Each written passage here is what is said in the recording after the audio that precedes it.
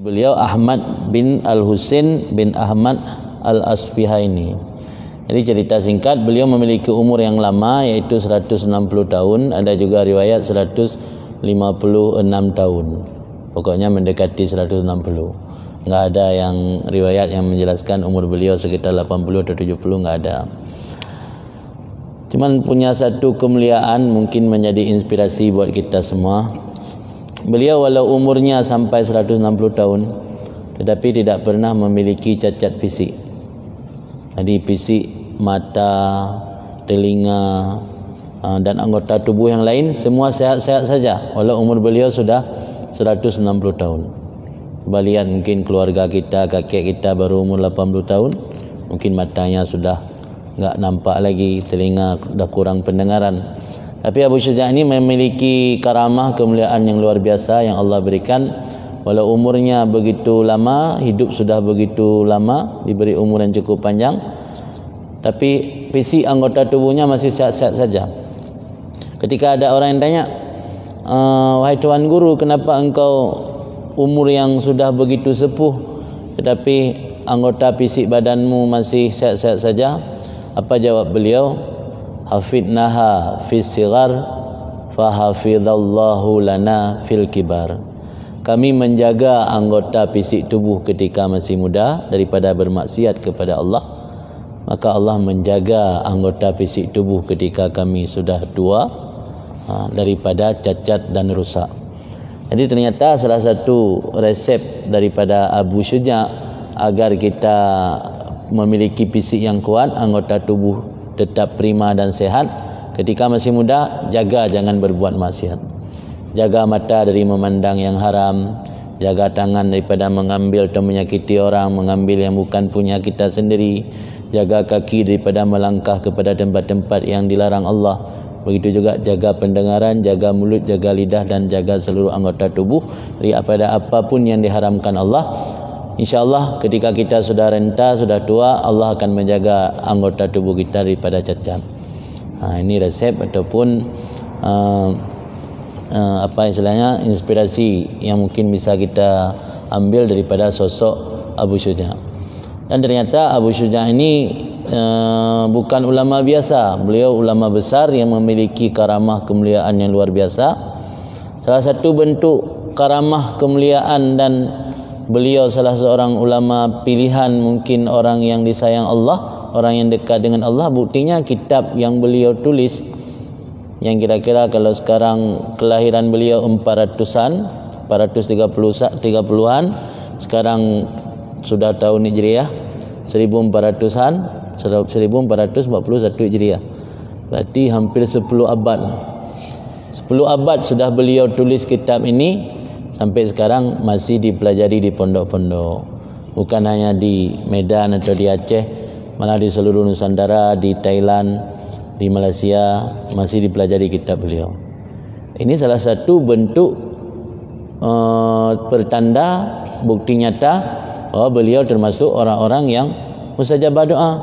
Mungkin nanti di akhir kutubah ada beliau minta mohon kepada Allah supaya Allah memberi manfaat kitab yang beliau tulis. Terbukti apa yang beliau panjatkan 10 abad yang lalu, 1000 tahun yang lalu, Allah penuhi sampai hari ini kitab beliau masih dipelajari.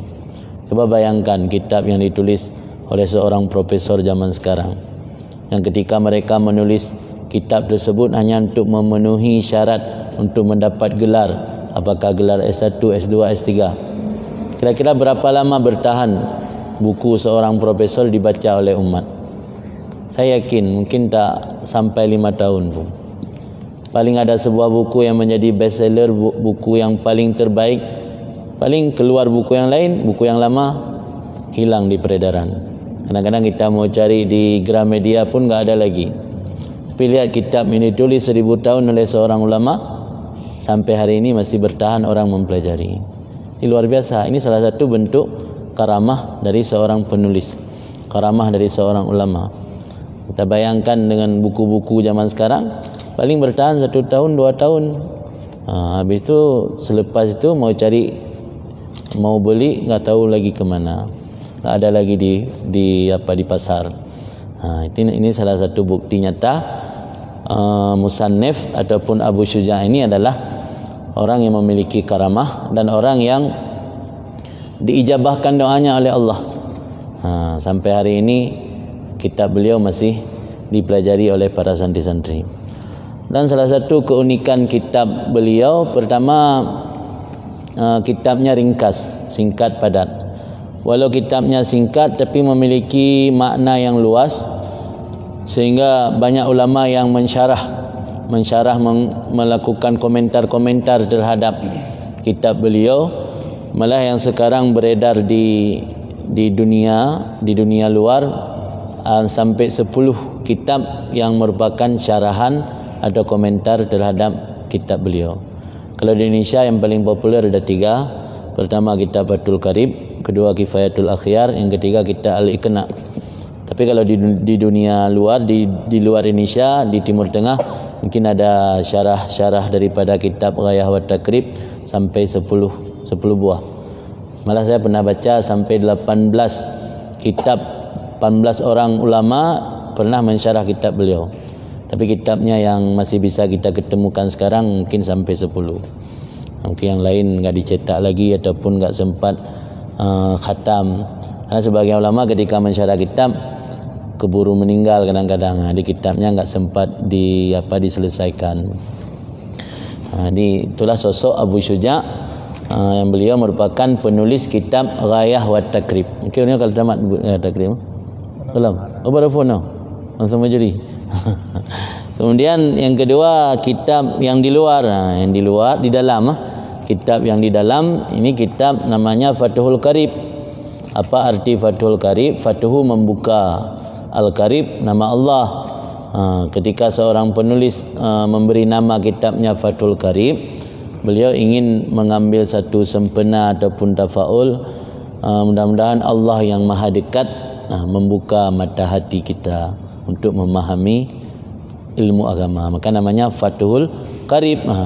Semoga Allah membuka pintu hati Allah yang maha qarib. Maka banyak para ulama menulis nama kitab beliau diawali dengan kata-kata Fathu. Ada namanya Fathul Qarib, ada namanya Fathul Mu'in, ada namanya Fathul Wahhab. Itu semua nama Allah. Al-Wahhab, Al-Qarib, Al-Mu'in. Ada juga kitab hadis syarah daripada kitab Sahih Bukhari namanya Fathul Bari. Al-Bari nama Allah juga. Kecuali yang bukan nama Allah Fathul Izar, itu bahaya tu.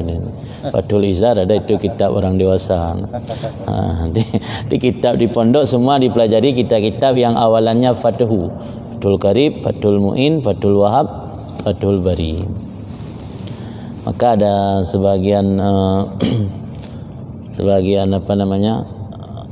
sebagian ulama ketika